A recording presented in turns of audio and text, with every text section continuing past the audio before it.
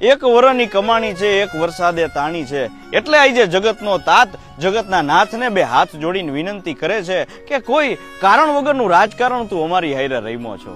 4 મહિના પહેલા ઈ જ ભાવ ને ઈ જ લાગણીથી બે હાથ જોડીને કહેતો હતો કે બાપ વરહી જા. આજે ઈ જ કુદરતને, ઈ જ ખેડૂત, ઈ જ બે હાથ જોડીને અને હાથ ફેલાવીને કહે છે કે બાપ તું હવે ખમૈયા કર. તો ભાઈ કુદરત છે એ પરિસ્થિતિ, સમય અને સંજોગ ગમે ત્યારે ફેરવી નાખે છે.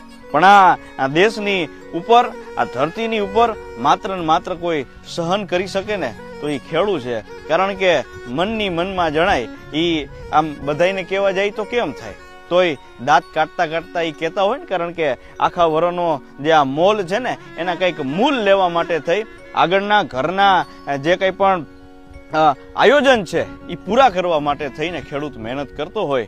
પણ એક વરસાદ આવે ને ત્યાં બધી પથારી ફેરવી નાખે. એટલે કુદરતથી મોટું કદાચ આ દુનિયામાં કોઈ હોઈ ન શકે. અને સહન શક્તિની અંદર જો સ્ત્રી પાત્ર પછી કોઈ આવતું હોય, જો કે પહેલા આવતું હોય તો એ માત્ર ને માત્ર ખેડૂત છે. એના સિવાય બીજું કોઈ નથી. બાકી ટાઢા છાંયે બેહી ડાઈ ડાઈ અને મીઠી મીઠી વાતું થાય અને કામ કરવા આવી તો ખબર પડે કેટલી વીએ